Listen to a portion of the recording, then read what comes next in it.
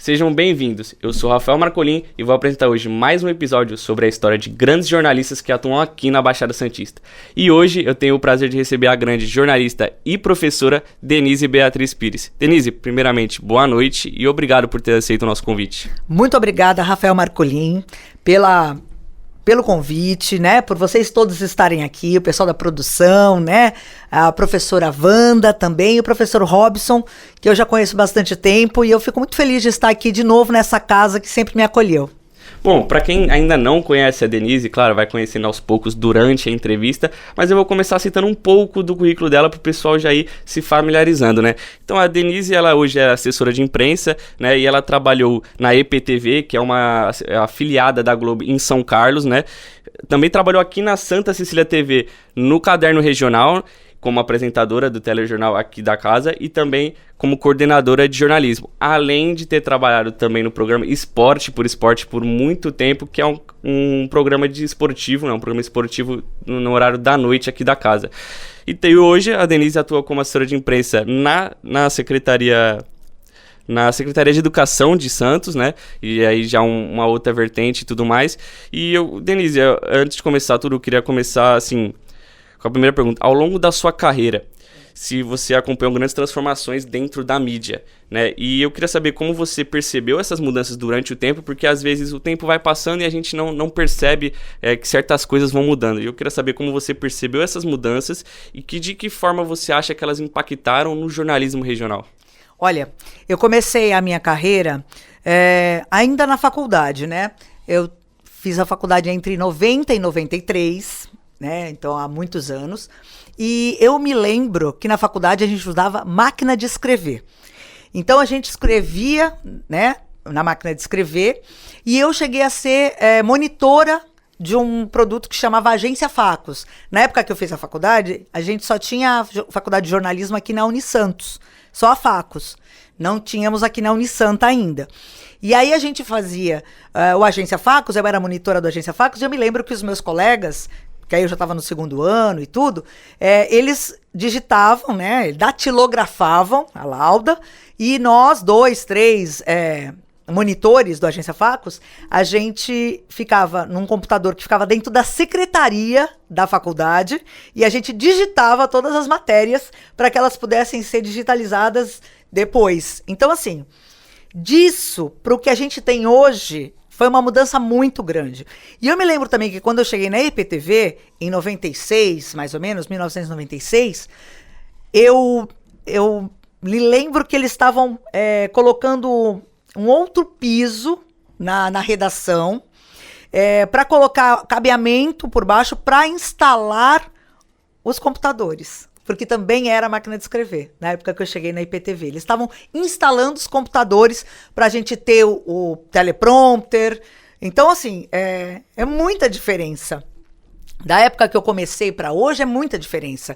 A gente tinha que, por exemplo, para a gente saber das informações, das notícias, a gente tinha que fazer ronda. O que é uma ronda? Todos os dias a pessoa tinha que pegar uma lista de locais de departamentos de polícia, pronto-socorros, a gente tinha que ligar de manhã, de tarde, de noite, tem alguma novidade e tal. Então a gente fazia um contato muito direto com a pessoa que estava do outro lado, que tinha a informação, que tinha a notícia. Teve alguma apreensão de droga? Teve algum assassinato? Teve alguma coisa relevante? Tem alguém que foi mandado para o hospital porque numa troca de tiro recebeu um tiro da polícia, ou o que seja? Enfim, a gente sabia na ronda. E aí a gente mandava a equipe para apurar no local o que estava acontecendo. Então era assim, muito diferente do que é hoje, né? Eu me lembro também que lá em São Carlos, a gente falava muito com a polícia rodoviária. E a minha amiga, Bob, que fazia essa parte de noticiarista, de ronda e tal, nos finais de semana ela falava assim, ai, fulano tá lá de plantão, vou lá levar um bolinho pra ele. Por que um bolinho? Porque assim, criava-se uma amizade até no telefone fazendo a ronda. Então assim, isso muito se perdeu. Agora, tem outras facilidades. A tecnologia nos trouxe milhares de facilidades, mas perdemos um pouco do olho no olho, do contato mais direto com quem nos traz a informação. Eu acho que é isso de prioritário que mudou. Eu acho legal você comentar tudo isso pro pessoal que tá assistindo, porque é um pessoal mais jovem, que hoje é uma mão na roda, né? Hoje com toda a tecnologia que tem, você tem informação a todo momento, a todo instante com a internet. E aí eu já queria te perguntar, assim, a gente sabe, a gente que é da Baixada Santista, a gente que é fora de capital, a gente sabe que é mais difícil para se manter relevante nessa questão da mídia. E aí eu queria saber de você a sua opinião, como você acha que os veículos aqui, não só da Baixada Santista, mas que estão fora da capital, eles podem se manter relevantes diante da concorrência dessas grandes mídias? Olha, é difícil, né? O mais importante, eu agora, como assessora de imprensa, né? Eu trabalho agora do outro lado, na assessoria de imprensa da Secretaria de Educação, mas estive há alguns anos também na Secretaria de Imprensa da Prefeitura como um todo, no atendimento à imprensa, que é justamente quem recebe as demandas dos veículos, das rádios, dos jornais e das TVs também regionais. É importante que a gente tenha notícia. Que a gente seja uma cidade próspera, que a gente seja uma cidade que tenha boas notícias e que a gente esteja preparado também para responder às coisas ruins. Na época da pandemia, a gente tinha um trabalho enlouquecedor, que era ficar fazendo contagem de quantos casos de Covid. E tivemos todos que trabalhar de casa, né? Todos tivemos que melhorar a nossa internet em casa para fazer home office, porque a gente não podia mais ter o contato. A pandemia foi muito complicada. Vocês deviam estar no ensino médio, alguns de vocês, né? Na época da pandemia, ou até terminando o ensino fundamental. Então, assim, foi um hiato na vida das pessoas, né? Mas a tecnologia melhorou muito nessa época. Só que, ao mesmo tempo, para você se manter relevante, você tem que ter informação, você tem que ser atraente, você tem que ter notícia para vender, para você se vender, né? Para você ter até essa mídia espontânea, né? Porque nem tudo a prefeitura quer pagar para que a pessoa cubra, né? Porque tem muita coisa que a mídia paga e tal. Mas a mídia espontânea é aquilo que você tem que falar, olha, eu tô fazendo uma coisa relevante, a população precisa saber disso. Então você precisa vir aqui cobrir esse evento, porque é importante que a população saiba que eu tô dando vacina, que eu tô fazendo o Outubro Rosa, que no Novembro Azul a gente fala sobre o câncer de próstata, enfim. Todas essas informações, a prestação de serviço que a prefeitura dá, tem que ser importante para que a mídia queira nos abordar e queira saber dessas informações para que a população da região saiba. E tem muita coisa aqui na cidade de Santos que interessa São Paulo. Por exemplo, o Orquidário vai fazer 80 anos. Interessa um Antena Paulista, por exemplo, que faça que o Orquidário é um local muito visitado, é um local gostoso, agradável. O nosso aquário que está fechado, está em reforma, também é um aquário um dos mais antigos do estado de São Paulo, do Brasil. Então, assim, a gente tem muita informação e tem muita coisa. E temos o Porto, né? Que não podemos deixar de destacar também. Então, a cidade de Santos tem turismo, tem o Porto, tem comércio, tem um pouco de tudo. Tem criativo, né? Vila Criativa, tem muita coisa interessante que as pessoas como um todo... E tem o IDH também, né? Por que os idosos querem vir morar em Santos? É uma cidade plana, é uma cidade que tem um atendimento bom de saúde. Então, é importante que a gente diga para as pessoas o que a gente está fazendo. E a comunicação é muito importante nesse sentido. E a imprensa como um todo, se ela compra essa ideia, ela consegue repassar essa prestação de serviço para a população. Certo, e eu perguntei, né, não só da Baixada Santista especificamente, mas de fora da capital, até porque você atuou em São Carlos e tudo mais, e aí você já puxou todas as características que tornam a Baixada Santista, a gente sabe que a Baixada Santista é muito valorizada nessa questão de ter jornalistas e tudo mais, então você já puxou as características de o porquê que a Baixada Santista é único, né, fora da capital e tudo mais, e aí eu já queria te perguntar, em todo esse tempo, aqui, o que você aprendeu sobre o comportamento do público aqui na região ao longo de toda a sua atuação como jornalista no geral? Olha, eu aprendi na Santa Cecília TV, uma TV educativa, que eu trabalhei por mais de 9 anos como coordenadora de jornalismo e apresentadora do telejornal, junto com o Irineu Alves, uma grande equipe. Irineu Alves, que está até hoje, tem uma placa de patrimônio da Universidade de Santa Cecília, da Santa Cecília TV. E o que eu aprendi é que a gente nem sempre, às vezes a gente pensa que as pessoas só querem saber de coisas ruins, mas eu não acredito nisso. Eu me lembro que a gente fazia matérias muito legais, matérias de comportamento, matérias de prestação de serviço, ainda do lado de da informação, do lado do telejornalismo diário, e a gente conseguia atrair o público para coisas boas também. coisas que a universidade fazia e que ela também fazia uma grande prestação de serviço. Nós temos a odontologia, a fisioterapia da Universidade de Santa Cecília, que abre suas portas, né, para a comunidade. Então, o que eu vejo é que as pessoas também querem saber de boas notícias. E eu acho que o jornalismo, que eu também peguei, o Aqui Agora, aquele jornalismo que você espremia e saía sangue, ele tem um certo... as pessoas se cansam um pouco. É uma coisa que você atrai num primeiro momento, é um telejornal que fala muito de crime, de coisas ruins e tal, mas tem uma hora que a pessoa cansa, fica depressiva. Então as pessoas precisam saber de boas notícias. E eu sinto que o público da Baixada gosta de saber que no seu bairro tem coisa legal, que os cachorrinhos estão sendo bem tratados, que as pessoas podem levar para vacinar os seus filhos até no final de semana, que tem a rua de lazer aos domingos na praia. É importante para a população as coisas boas. E eu aprendi que o nosso público gosta sim de coisa boa, não só de coisa ruim, porque às vezes cansa. Ela é uma coisa que faz mal pra gente às vezes, sabe? Dá uma depressão, e a população da Baixada Santista é muito mais do que isso, é muito mais alegre, e é muito mais festiva nesse sentido. Com certeza. E assim, Denise, já até indo para outro tópico, você atua como jornalista desde os anos 90, correto? E de lá para cá, eu queria que você falasse a sua visão, como você enxerga a representatividade feminina no jornalismo regional, desde aquela sua época, e você até pode fazer um comparativo com a época de hoje. Olha, e tem vários aspectos. Tem o aspecto do jornalismo esportivo, né? Que eu comecei a atuar em 2008, na bancada do Armando Gomes, que foi porque, né, faleceu já há alguns anos, mas foi um artista da comunicação. Ele era um cara que encantava pelo jeito dele, ele era controverso, ele rasgava e-mail na época do e-mail, depois jogou o laptop no chão, enfim. O Armando era uma pessoa polêmica, mas era de um coração, ele era puro de coração, sabe? Um homem maravilhoso e sempre me deu um espaço, me tratava assim como uma filha mesmo, me deu um espaço na bancada do lado dele, depois abriu espaço para outras moças no programa dele, o programa era dele, né? E mesmo assim, maravilhoso, melhorou muito. Na época, tinha a Renata Fã, em São Paulo, tínhamos eu e mais algumas aqui na Baixada Santista, a Vanessa Faro na TV Tribuna, né? Algumas jornalistas esportivas, mas a gente ampliou muito. Hoje em dia tem muitas mulheres fazendo, inclusive, reportagem de campo, que quase não se via nessa época. A gente fazia mais bastidores, interação com o público, mas aí a reportagem de campo ficava mais, vamos fazer o jogo das meninas da vila, das sereias da vila. Aí a gente acabava indo para... Eu fiz reportagem de campo das sereias da vila algumas vezes. Mas nos jogos, assim, a gente está ganhando esse espaço. Eu acho que isso é maravilhoso. Eu acho que a gente tem jornalistas muito boas. E no jornalismo diário, a gente também tem jornalistas que se destacam. Tem a Melissa Paiva, que está há tantos anos no ar, né? Que é maravilhosa também.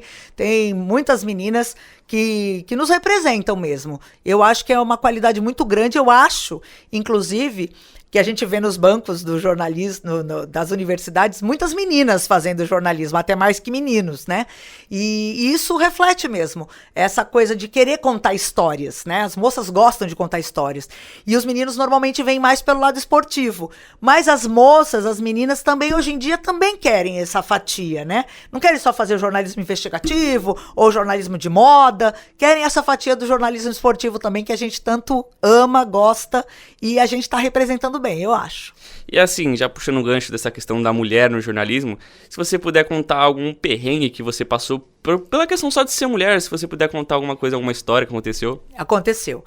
Algumas, mas uma que logo me veio à cabeça quando você falou. Eu estava em São Carlos, estava fazendo a Matão, subiu para a Série A. E eu estava cobrindo a Matonense, que é em Matão, que é do lado de Araraquara, pertinho de São Carlos. E aí subiu. E aí a gente estava fazendo a cobertura e tal, e corre. E assim, a TV, embora seja uma filiada da Rede Globo, na época a gente era, o cinegrafista era motorista, que hoje em dia também é assim, né? Mas já era assim naquela época. E a gente correndo atrás da informação, tal, não sei o quê. Beleza, a gente fez.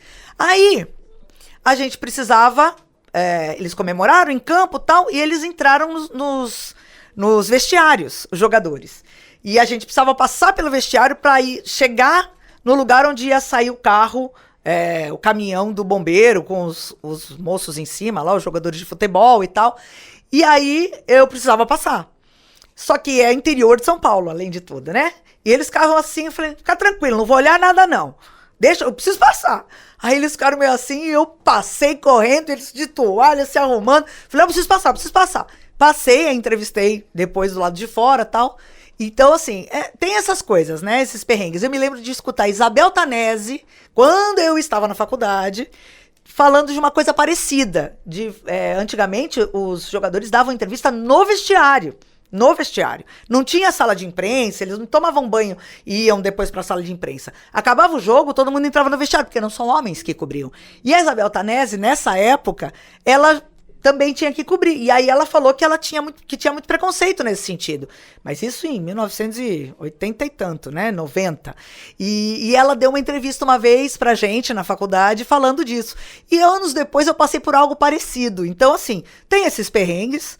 E tem também essa coisa de, o cara é mais alto, numa entrevista que tem que pegar um governador, não sei o quê, é um bate-bate, é uma guerra, às vezes, por uma informação.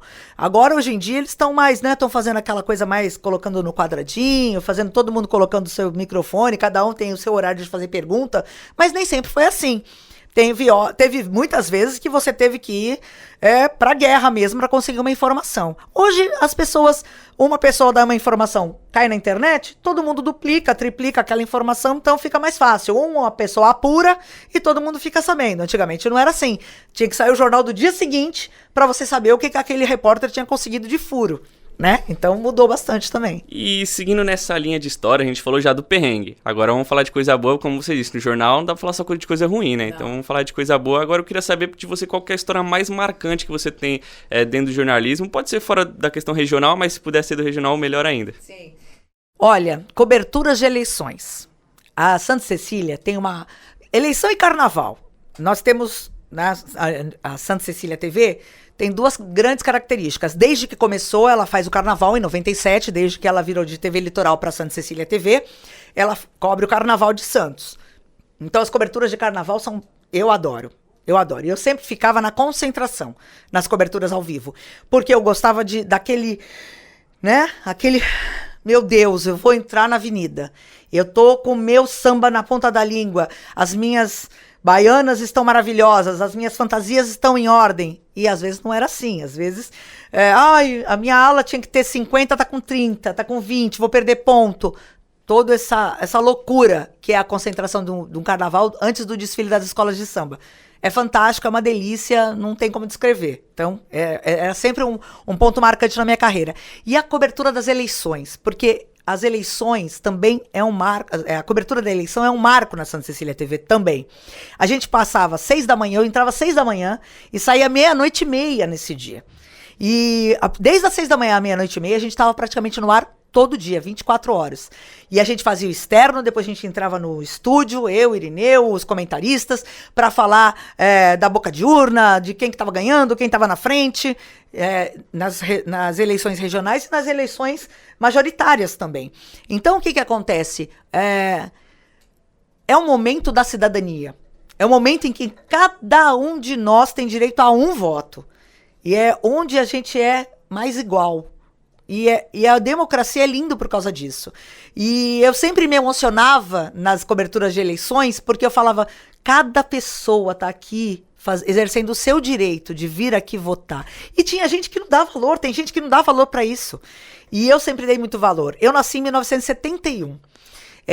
Eu não lembro da ditadura, né? Eu nasci em 71, não lembro da ditadura. Mas eu estudei na escola, no colégio, era ditadura.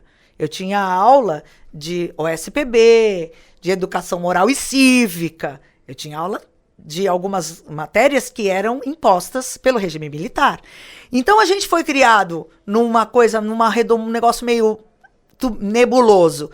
Aí quando fui fazer magistério, né? Aí sim, eu tive professor de filosofia, professores de psicologia no colégio, que aí abriram a nossa cabeça também em relação a isso, que a gente tem direitos. E eu acho que o mais bonito mesmo é a gente fazer parte da história. E o jornalista escreve a história diariamente. Então, assim, é por isso que eu acho tão importante a nossa profissão e por isso que eu acho que a gente precisa ter profissionais preparados, bem informados, para que a gente tenha a boa informação.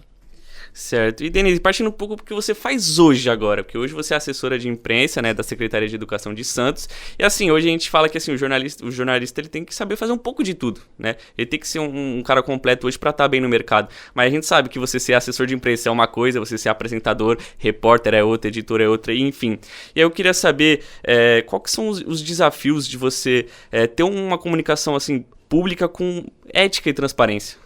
Olha, é um desafio porque, assim, nem tudo a gente pode falar, né? Tem coisas que a gente sabe que estão ainda sendo acertadas e a gente tem um problema no município, né? Nós temos algumas travas que foram criadas justamente para que não houvessem muitos exageros, não houvessem exageros na hora de gastar o dinheiro público, não é? A gente tem algumas travas. Então tem as licitações, tem as situações, e isso tudo demora muito. Então eu vou te dar um exemplo. Por exemplo, na Secretaria de Educação, a gente começa a fazer uma licitação para compra de uniforme, que a gente entrega, em março, de agora 25, fevereiro, março, a gente abre a licitação e às vezes em fevereiro, março de 2026 a gente não está com o uniforme na mão ainda. Por quê? Demora muito. Muita gente se coloca à disposição. Tem muitas empresas que entram na licitação, ganham a licitação por causa de preço, mas depois não conseguem entregar todo o montante que foi encomendado. Então tem tudo isso, né? E aí a gente tem que fazer o quê? Tem que ser transparente, aquilo que você falou da transparência. A gente tem que falar para a imprensa que, olha, a gente começou o processo em março do ano passado, mas infelizmente teve uma empresa que não gostou do resultado e travou o processo licitatório, pediu para recomeçar. Então tem uma série de fatores, entendeu? Então quando você está do lado de cá, que é da assessoria de imprensa, você tem que ter as informações mais corretas possíveis e ser o mais transparente possível, justamente para que você saiba, e você tem colegas do lado de lá que já trabalharam com você também, e eles saibam que você está falando a verdade, que você está colocando que, olha, infelizmente não deu certo, ainda não conseguimos ainda entregar o material, mas vai ser entregue, e é assim que funciona. Mas assim, a gente tem que ver beleza em todos os aspectos do jornalismo, né? Porque, assim, também é muito importante a gente ter do lado da administração pública jornalistas competentes, responsáveis e com ética e que queiram fazer essa prestação de serviço da melhor forma possível e que saibam compreender quando é uma denúncia que você precisa apurar e realmente responder ao público. Agora, um dificultador que eu entendo que há hoje em dia são as redes sociais, né? Porque tudo que a gente põe nas redes sociais tem sempre o hater, né? Aquele cara que odeia tudo. E aí a gente sofre um pouco com isso, porque às vezes as coisas não ficam bem explicadas e as pessoas distorcem, né? Num comentário, distorce, todo mundo em cima daquele comentário começa a fazer divagações de coisas que não são verdadeiras e criam-se as fake news. Então tem esse coisa, a gente tem que ter esse cuidado. Eu acho que as redes sociais são maravilhosas, mas ao mesmo tempo, às vezes, elas criam um problema maior para a comunicação como um todo. Mas do lado de cá eu também vejo beleza, porque eu acho que a gente precisa estar sempre informando o nosso cidadão, o nosso telespectador, o ouvinte das rádios, porque nossos assessorados participam de programas de rádio, de TV e dão entrevistas para os jornais, e a gente tem que estar junto com eles para que eles deem a resposta da melhor forma possível, da forma mais clara possível, e que as pessoas entendam, compreendam, estejam informadas e saibam onde acessar o serviço que elas têm direito como cidadãos. Então é esse o lado que eu faço hoje e eu fico muito feliz de estar aqui também. É outro tipo de jornalismo, é um pouco mais tranquilo no sentido de não tenho que matar um leão por dia para colocar o jornal no ar, ainda tem que estar maquiada, tem que estar arrumado, tem que estar, não posso estar rouca, porque eu tenho que apresentar o jornal, mas tem a sua beleza também e às vezes, claro, eu sinto falta do ao vivo, mas é muito gostoso também. E assim, continuando nessa questão da comunicação pública, né? Como eu disse, tem várias funções no jornalismo, como assessor de imprensa, repórter, apresentador, você já foi várias delas e tudo mais. E eu queria saber de você, como todas essas experiências que você teve ajudou a você moldar uma visão do papel do jornalismo, né? Do papel do jornalista nessa comunicação pública? Eu acho que é importantíssimo, né? Como eu já falei mais ou menos, é importante porque o que eu vislumbrei, o que eu consegui entender, que todos os aspectos são importantes desde que você faça com responsabilidade, com compromisso. Então, se você é um repórter, um jornalista compromissado, que tem essa situação de saber a informação correta, de beber na fonte certa, né? Não ficar replicando informação que você recebe pelo WhatsApp ou coisas assim, e que você não checou. Então, assim, tudo que a gente recebe de informação, de pedido de demanda de redes sociais, a gente vai checar a informação mais atual, porque às vezes a gente sabe que já aconteceu e a gente já tem até uma resposta pronta. Mas a gente vai falar assim, pera um pouquinho, vamos ver, ainda é essa resposta? Tem alguma coisa que melhorou? Por exemplo, tem um telhado que está sendo feito numa escola, já terminou? Tem que limpar a calha? O que é que tá, entendeu? Então tem um monte de coisa e a gente checa o tempo todo para que a gente tenha a informação mais correta e mais atualizada possível. Então, o que eu sinto é que o jornalista tem que estar sempre se reciclando, se atualizando e sendo responsável com o que publica, com o que diz, com o que veicula e com o que coloca nas redes sociais, porque você tem uma imagem e um nome a zelar. E, Denise, eu queria saber o que mais te motiva hoje. Eu sei que na pergunta anterior você respondeu um pouquinho disso, mas eu queria que você respondesse de uma forma mais enfática. O que motiva a Denise Beatriz Pires hoje a continuar atuando com o jornalismo? Porque eu acho que é importante a gente ter informação de gente que é responsável, de gente que é ética, de gente que é preparada. Eu vejo muita gente aí querendo ser jornalista, querendo fazer esse papel, sem ter uma formação, sem ter uma aula de ética, sem ter uma discussão entre os pares. E assim, eu não estou dizendo que as pessoas têm que pensar igual, é ao contrário. Todo mundo tem a sua característica, pensa de uma forma, a pessoa é de esquerda, é de direita, tem as suas convicções políticas, gosta do Flamengo, gosta do Santos, do Corinthians, enfim. Mas importante é você ter responsabilidade no que você faz. E o que me motiva é saber que eu tenho pares, eu me considero uma jornalista que faz a coisa da forma que eu acredito ser correta, que é procurando a informação no lugar certo e só repassando informações que foram checadas. E eu tenho pares na imprensa regional e na imprensa de todo o país, mas na imprensa regional, que são pessoas assim, que pensam como eu.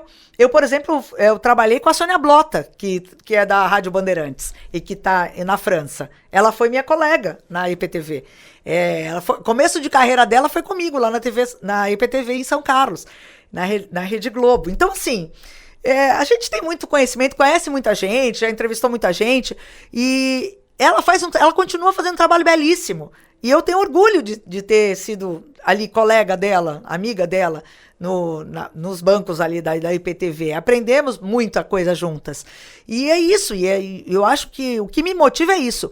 E também o contato com o pessoal mais jovem. Eu sempre trabalhei com o pessoal que está na faculdade, desde a Santa Cecília, quando eu trabalhei como jornalista, a gente tinha muitos estagiários, também na Rádio Primeira FM, em São Vicente, a rádio que só tocava música nacional em São Vicente, e tinha jornalismo, também rádio jornalismo, a gente fazia um rádio jornal de manhã das 7 às 8, e a gente tinha muitos estagiários, e a gente tinha um contato, e eu acho que isso areja e nos incentiva a continuar e a querer sempre se requalificar, porque vocês trazem um ânimo novo para o jornalismo, e isso me deixa muito feliz. Vou aproveitar o gancho que você falou, citou os jovens e tudo mais, o nosso público que está nos acompanhando, que está nos assistindo, e a maioria são os jovens que estão na faculdade de comunicação, e eu queria que se você pudesse passar um conselho, tanto para os alunos de jornalismo hoje, os recém-formados, qual o conselho que você daria para esses jovens jornalistas? Olha, o conselho que eu dou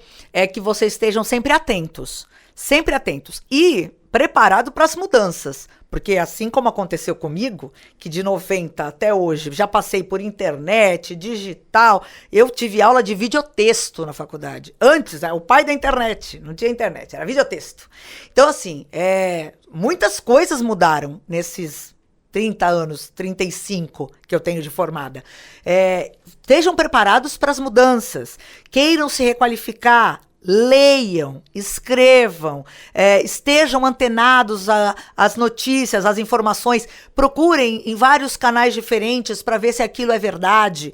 Eu acho que o mais importante no jornalismo é isso, é você ter na sua convicção que você tem que fazer da melhor forma possível, trazendo a informação com responsabilidade e tá sempre se requalificando e antenado para as mudanças que elas vão acontecer. Daqui a pouco é um chip que vai estar implantado na nossa cabeça, sei lá onde, ou então a gente vai sair voando que nem no De Volta para o Futuro, naquele skate que voa, não sei o que vai acontecer. Mas mudanças sempre ocorrem. E a gente tem que estar preparado para essas mudanças, para a gente não ficar defasado. E eu acho que esse contato com o público mais jovem sempre me fez pensar que vale a pena a gente estar sempre lendo sobre as coisas novas e estar se atualizando. Por isso que eu digo para vocês que estão começando, que também tenham essa visão de estar sempre se requalificando e se atualizando.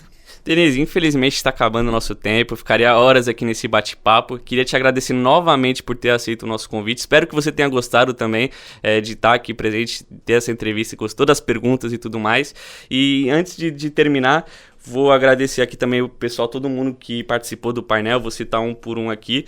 O painel teve a apresentação por mim, Rafael Marcolin, meu produtor foi o grande Giovanni Afonso, assistente de produção a Marcela, entradas ao vivo com Maria Clara Pascoaleto e Natália Facion, os pauteiros Nathalie Rios, Danilo Bonifácio, Carlos Eduardo, Luísa Perrone, Thiago Oliveira, Giovana Barbosa, Ana Clara, Gabriel Nunes, Pedro Casimiro, Luiz Adegas, Gabriel Neves, Murilo Ribeiro, Gabriel Prudêncio e Beatriz Souza. Aí vocês viram que é muita gente na pauta aí, fizeram muitas perguntas. E para finalizar aqui, o making off feito por Beatriz Fontes, a arte pela Marcele, cinegrafistas o grande Brunão e o Pedro Bevilacqua, o editor Matheus Leone e Ayrton Guedes, coordenado pela nossa professora Wanda Schumann e a idealização do nosso grande professor e coordenador Robson Bass. Então uma boa noite para todo mundo, espero que vocês tenham gostado desse episódio e até a próxima.